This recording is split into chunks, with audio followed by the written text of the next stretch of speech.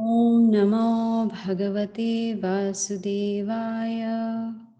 Om Namo Bhagavate Vasudevaya. Om Namo Bhagavate Vasudevaya. So we are continuing with chapter 7 of the Bhagavad Gita as it is. Text number 24. We are going to start with 24 till the end of the chapter today. Avyaktam vyaktim apanam manyante mam abuddhayaha param bhavam ajananto mama vayayam anuttamam. Translation by Srila Prabhupada. Unintelligent men who do not know me perfectly think that I, the Supreme Personality of Godhead Krishna, was impersonal before and have now assumed this personality. Due to their small knowledge, they do not know my higher nature, which is imperishable and supreme. Om Agyanatimirandasya Gyananjana Shalakaya Chakshurunmalitam Yena Tasmai Shri Gurave Namaha.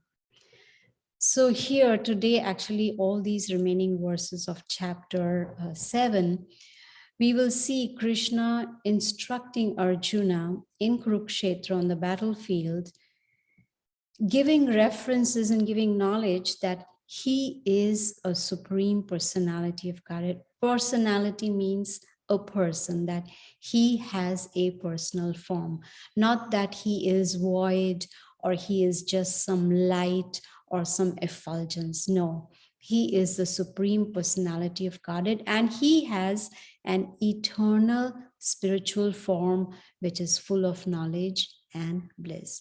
So from this verse that I read just now, we can see that Krishna is talking about his supremacy.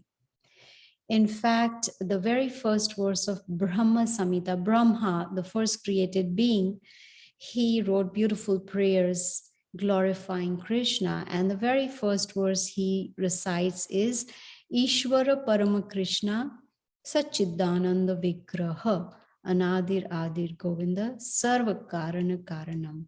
He says Sat Chit Ananda Vigraha. Vigraha means a form. And what is Krishna's form like? It is eternal, full of knowledge and bliss. Sat Chit Ananda. That is what it is. But there are some persons who think that Krishna is just an ordinary person, or he is impersonal. He doesn't have any personal form.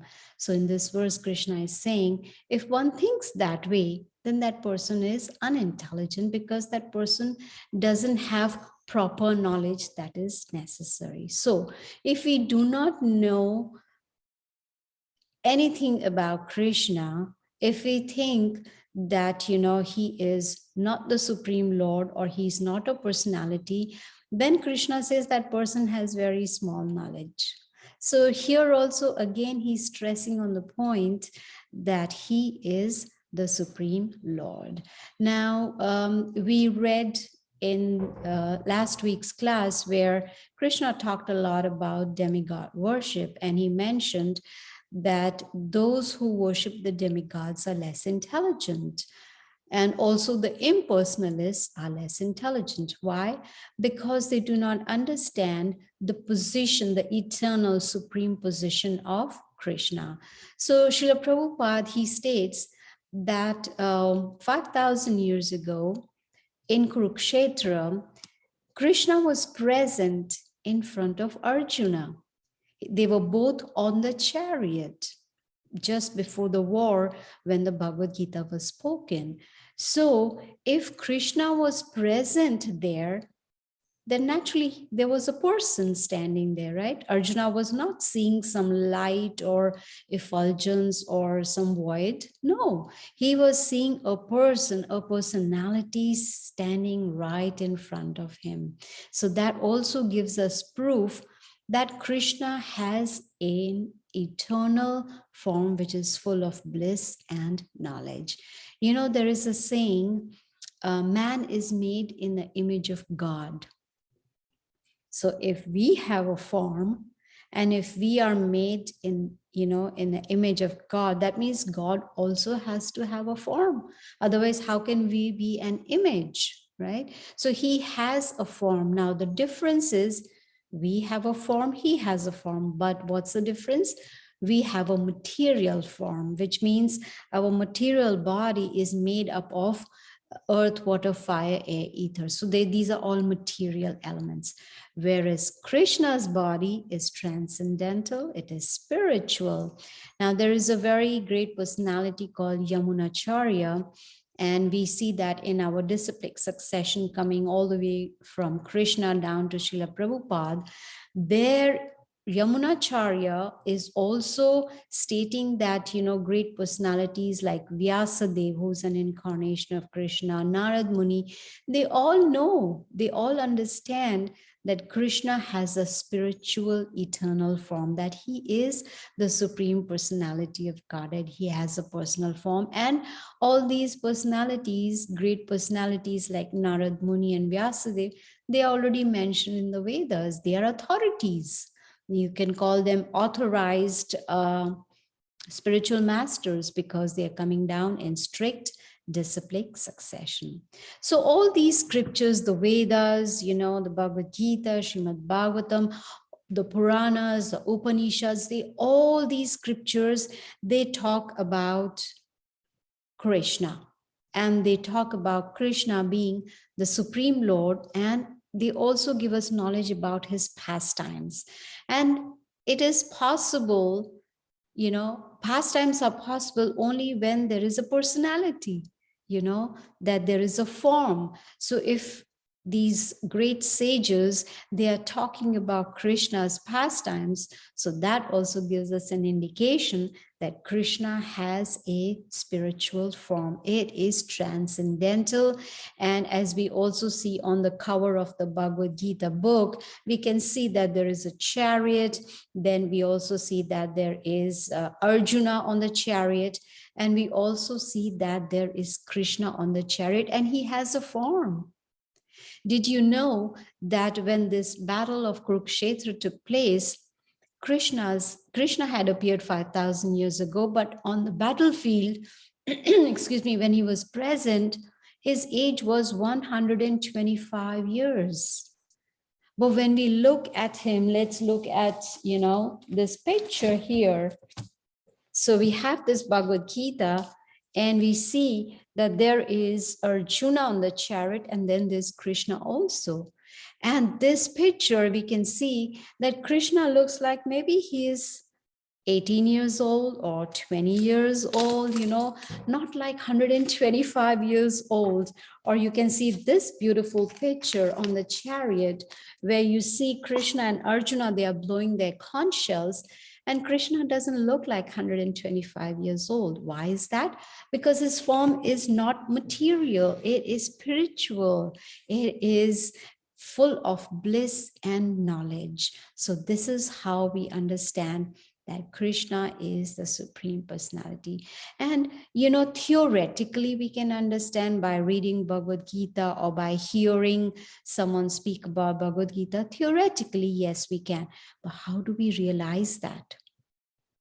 To be able to realize that, we need the mercy of the spiritual master and Krishna.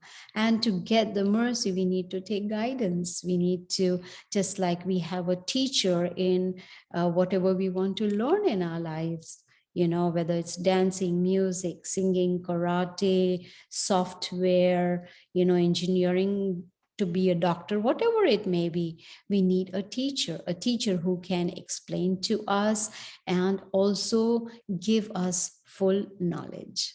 So similarly in spirituality also, we need a spiritual master who can guide us, who can give us the knowledge and show us how we can progress in our spiritual lives, how we can perform devotional service to Krishna. And the very first step of devotional service is meditation, mantra meditation, where we chant the holy names of the Lord. Otherwise, it's not possible to understand. It's, because most of us, we have our own personal agenda. We all have our own thought process. We all have a lot of, our own thinking that, okay, this is what my realization is according to me, in my opinion. So there's a lot of hodgepodge in there. But to be able to understand this perfect knowledge of the Bhagavad Gita, we cannot do it on our own because we are imperfect people. We have imperfect senses, we make mistakes, we have tendency to cheat, and we are, what is tendency to cheat? We are in illusion. These are the 4 defects we have. So if we are imperfect, then how can we give perfect knowledge? Perfect knowledge comes only from perfect source, and that is Krishna himself. Many times I hear people say, because they don't have full knowledge, they say, I think Krishna was a great personality, a powerful living entity, And Krishna says in the Bhagavad Gita, avajananti ma mudha. Mudha, he calls them, he says, fools deride me when I appear in a human form. Now he comes for a specific person. He comes a purpose. When he comes on this earthly planet, there is a reason why he comes. And he comes in the human form because we can relate to that, because we are human beings. But that doesn't mean that he's like an ordinary human being, or maybe he's just a powerful living being. No, he is the Supreme Personality of Godhead. So for us to really understand the position of Krishna, his pastimes, his form, his holy name, we need to start performing devotional service, which means we serve with devotion. And the very first step of devotional service is chanting, hearing, associating with like-minded people, with spiritual people, or with those who have been practicing Bhagavad Gita, so that we can understand from them what exactly is Bhagavad Gita talking about. Let's go to the next verse, which is number 25. Krishna says, I am never manifest to the foolish and unintelligent. For them, I am covered by my internal potency, and therefore they do not know that I am unborn and infallible. Very, very simple. So Krishna decides to whom he is going to bestow his mercy upon, to whom is he going to give the intelligence that is required to understand him. A very beautiful verse in chapter 10 of Bhagavad Gita we will read. Krishna says, Tesham satata yuktanam bhajatam priti purvikam dadhadi buddhi yogam tam. He says that buddhi, that intelligence, he says, comes from me. It comes from Krishna. And when does he give that intelligence so we can understand him? Only when we perform devotional service with love and devotion. That is the requirement. So those who do not believe in Krishna, or those who do not want to understand him, Krishna says they are unintelligent and they are covered by my internal potency. Now, internal potency is called Maya, which is illusion, which means they live in their own illusory world, and wherein they think I am this body, this one life is all in all, life is meant for eat, sleep, and be merry. There should be no goal in life, just enjoy life. There's nothing after death. So this is their philosophy. So Krishna says that for them, I'm covered by Maya because they are not interested in understanding me.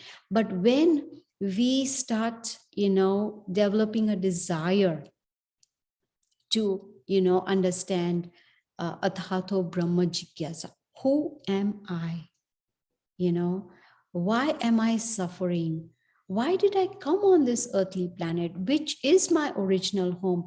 How can I break the cycle of miseries? When a person starts inquiring and has the desire to get answers for these questions, that is when Krishna tries to help that soul to reach some person, somebody who can give them this knowledge. It is not by chance that you have come here in this Bhagavad Gita Zoom event, where you are hearing about Bhagavad Gita. No, it's because you had that desire for self-realization to understand what is the purpose of life.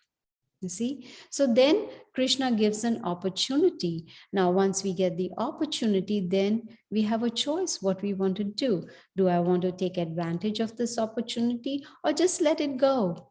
Krishna will not interfere with our minute independence. We choose. So we see that even though Krishna was present on this earthly planet 5,000 years ago as the Supreme Lord himself, not everybody understood who he was. It was just these 5 brothers, the Pandavas. They're called the Pandavas. They knew that this is God. Their grandfather, Bhishma, he knew that this is the Supreme Personality of God. Not everybody. Not everyone was fortunate enough to understand that here is God in front of us. Even the mother of the Pandavas, called Queen Kunti, she also, was requesting, actually, she was praying to Krishna that please remove this curtain of Yogamaya from my eyes. Please remove this illusion from my eyes so that I can see you, because ordinary people cannot understand. So, but when we start putting Bhagavad Gita into practice and performing devotional service, then gradually, with the mercy of Krishna, we will start understanding him. And Srila Prabhupada says that will be the highest religious principle. You see? So it should be up to us to decide what we want to do.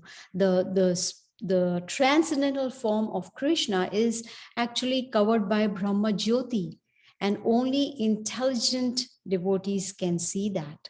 And in this verse, Krishna says, I am unborn and I'm inexhaustible. He has unlimited pastimes. Krishna has always been there. God has always been there. There has been no time when he did not exist, and there will be no time when he will not exist. He's always been there. So we can see that all these verses that we are reading today, they are clearly stating that Krishna has a personal form. He is a personality, and his form is Sat Chit Ananda. It is Sat, eternal, Chit, full of knowledge, and Anand, full of bliss. That is what his form is like. Let's go to verse number 26. O Arjuna, as the Supreme Personality of Godhead, I know everything that has happened in the past, all that is happening in the present, and all things that are yet to come. I also know all living entities, but me, no one knows. See how many beautiful points in this just one verse. Krishna is asserting his position as the Supreme Lord. He says, I know everything. And that is what God is supposed to be knowing, right? He knows everything. What has happened in the past, what is happening now, and what is going to happen in the future. Can we know? Of course, most of us have forgotten our past. I don't even remember what I ate for dinner maybe 3 days ago, forgotten completely. That is how the memory is in this age in Kali Yuga. But Krishna, he knows past, present, future. Do we know it? No. Why? Because we are not the Supreme Lord. He is. And Krishna says that he knows all living entities. Now one may say, how? It's simple, because he's situated in everyone's heart as the super soul. And that is why he knows everyone. But he says, only pure devotees know me, not everybody. It's not that everybody knows Krishna. No, for that we need the mercy of the Lord. So we can see that this verse number 26, it is proving that Krishna has a form which is spiritual. I'll tell you why. If he had a material form like we do, his body would change. He would grow old. Imagine 125 years old, 5,000 years ago, but he still looks like a very young man. So that itself says that he is He does not have a material form. Secondly, if he had a material form, he would forget. He would not remember the past, and he would not know what is in future. Do we know what's in future? No, we don't. But he knows the past, present, and future, and only the Supreme Personality of Godhead can know this, not ordinary personalities. We cannot even foretell our future. Yes, we may go to an astrologer and try to find out what's in future for me, but there's no guarantee, right? It is not possible for us to know the future, but Krishna says that those who surrender unto me, I take care of them. I take their life into my hands, which means we are protected, we are guided, and we don't have anything to worry about. And because we have a material form, we don't remember the past. And I think it's a blessing in disguise. Imagine if we could remember the past, if we could remember all the people who insulted us, all the people who troubled us, all the people who gave us miseries and inflicted pain on us, or whatever it may be. Imagine if we could remember that all the time. That would be very painful. For that matter, those of you who are mothers, imagine if we had to experience the labor pain every day. That would be unbearable. It's good, be forgotten. It's forgotten and gone. So it's a blessing that we do not remember our past. And why worry about the future? Why not focus on the present right now? Whatever is happening to us in the present is based on our past activities, our past karma.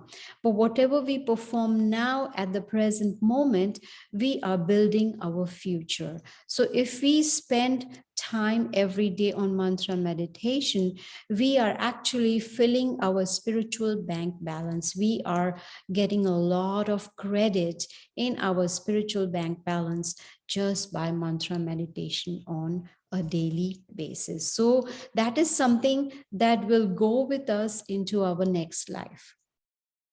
Supposing I am unable to, qualify myself in this body to remember Krishna at the time of death. Krishna says, yam yam vapi smaran bhavam tyajat ante kalevaram. Tam tam evati kantaya sadatad bhava bhavita. He says, whatever state of being we are at the time of death, to that state we will attain without fail.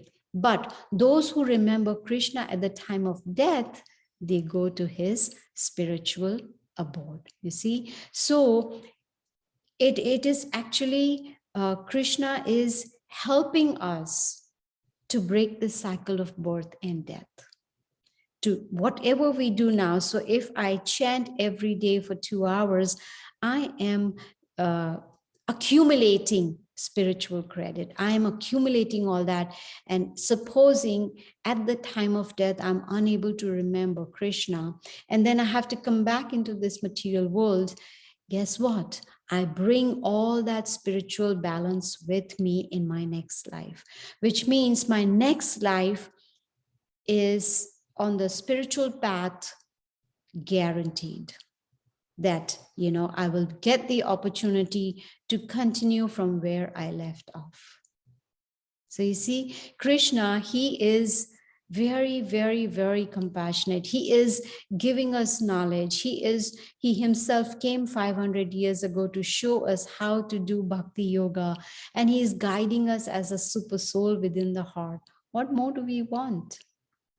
He even remembers, he's telling Arjuna, in fact, in chapter 4 of the Bhagavad Gita, very first verse is Imam Vivasvate Yogam Proktavan Aham Avyayam. He says, I first gave this spiritual science to sun god Vivaswan.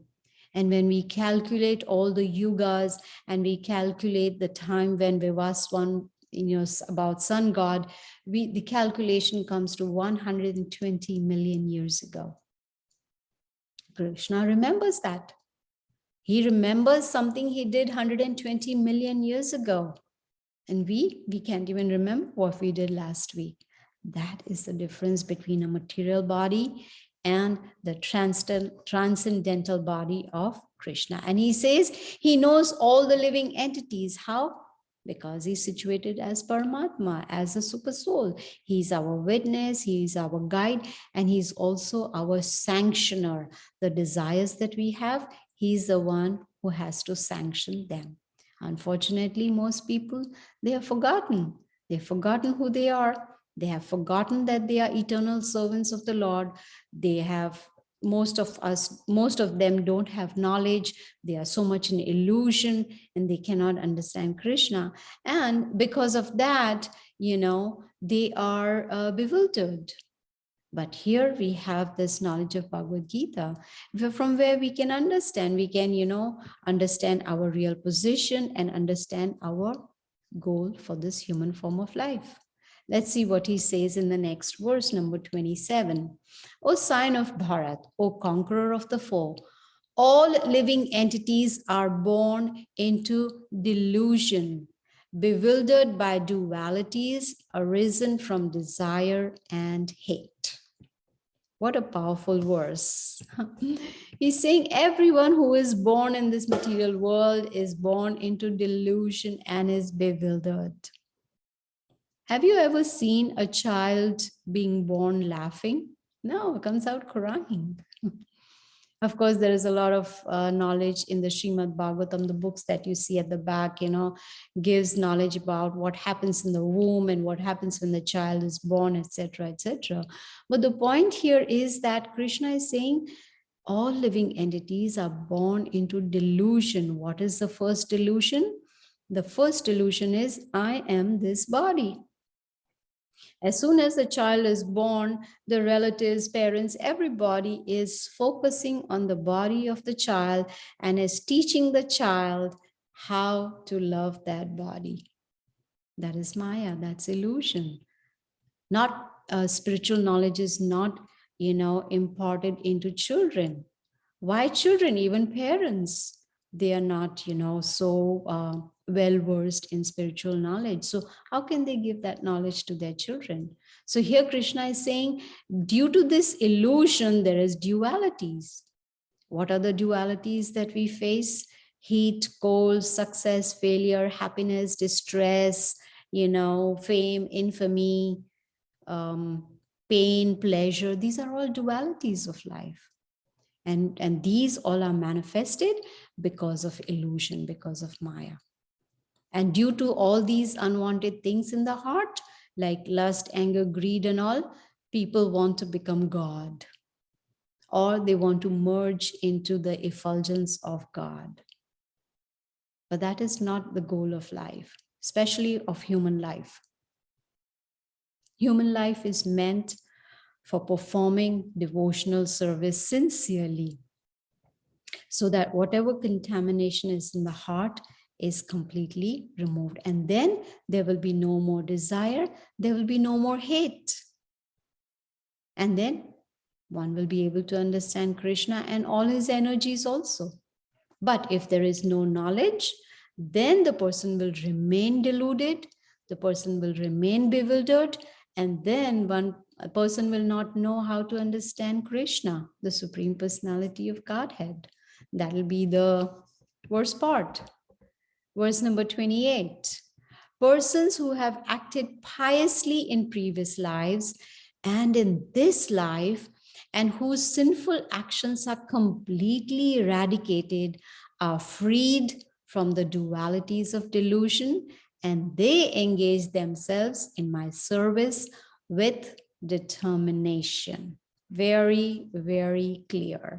Krishna is giving us the formula of a person who is interested in performing devotional service to Krishna. First of all, pious credit is needed. That means piety is very, very important.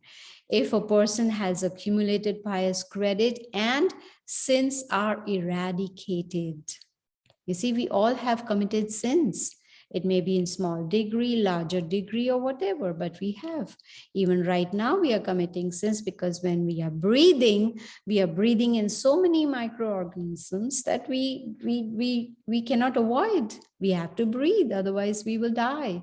But then that is also sinful, you see. So the sins have to be eradicated. In fact, when we'll go to chapter 18, verse number 66, Krishna says, Sarva dharman parityagya mam ekam sharanam vraja aham tum sarva papebhyo moksha ishyami ma suchaha. Ma sucha means do not fear. He's giving a guarantee.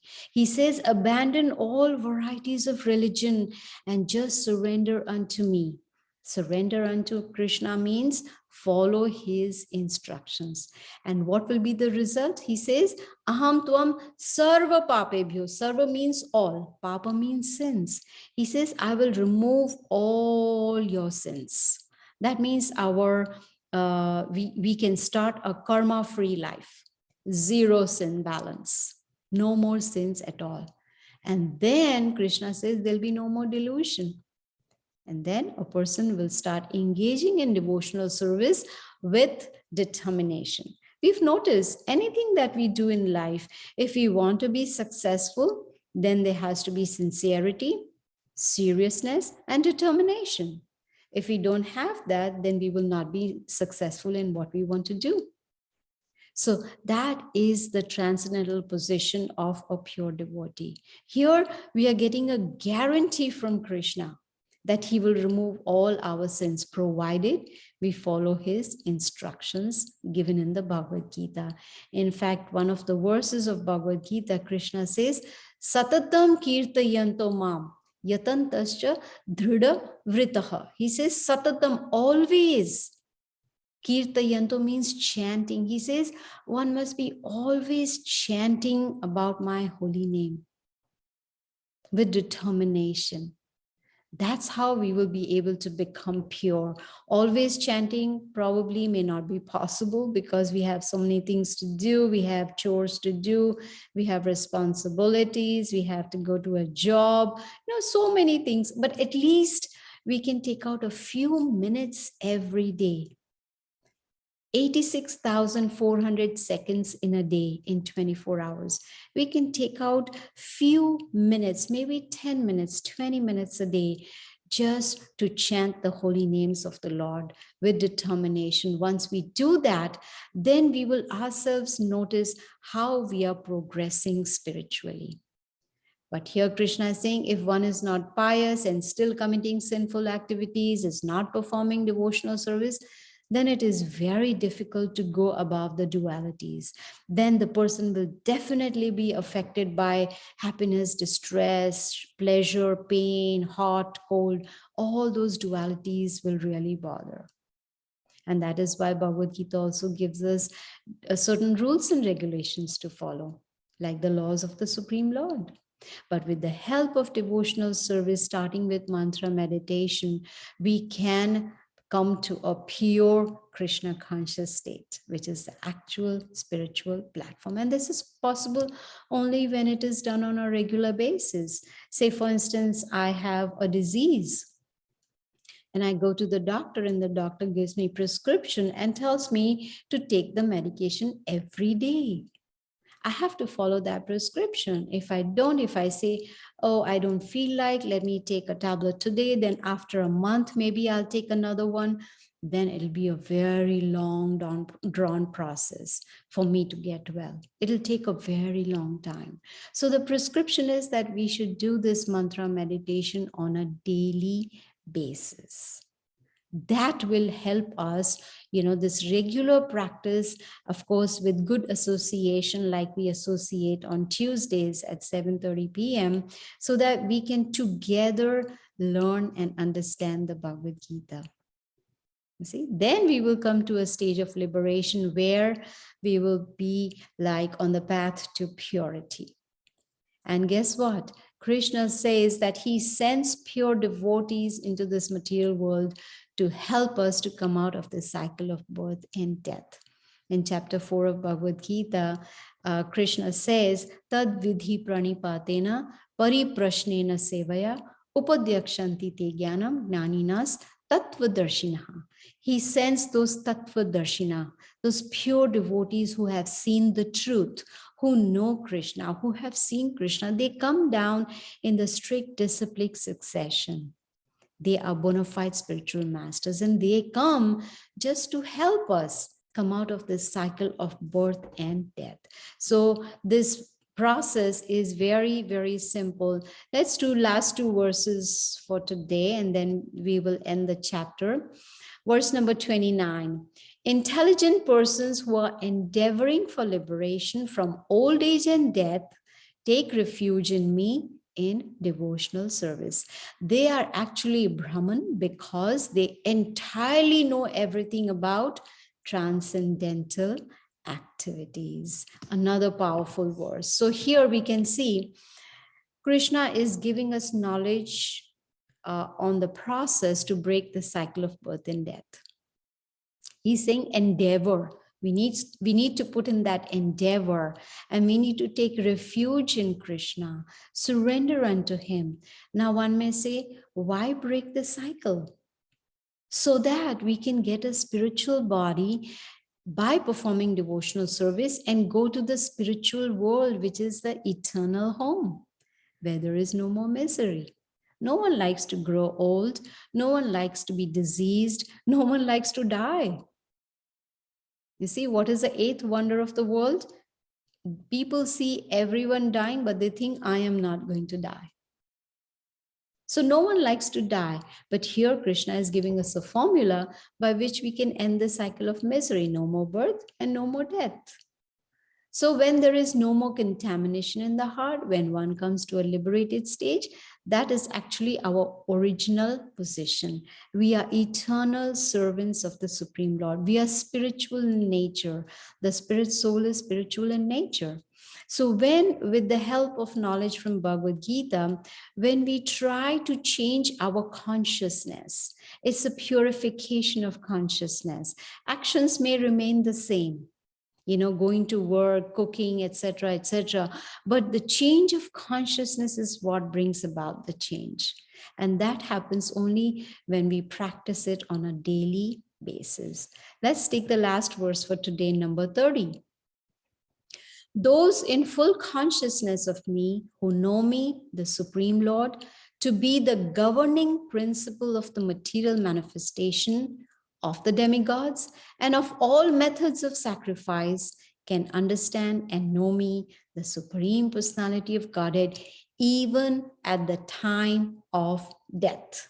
How very nice. So here Krishna is telling us, that we are actually we are very, very fortunate that we are, having an opportunity to hear the Bhagavad Gita.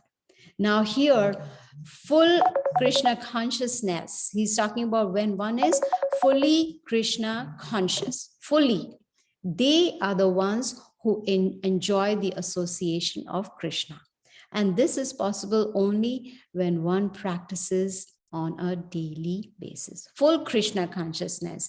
And that person, Krishna is saying, he understands that I am the Supreme Personality of Godhead, that I am also above the demigods. We learned in this chapter about the position of the demigods, about the worship of the demigods, and what will be the destination of those who worship the demigods. So after learning all this here, Krishna is again stressing on the point that even the demigods are subordinate to me. So I am above, and that person will be able to understand, and at the time of death will be able to remember Krishna.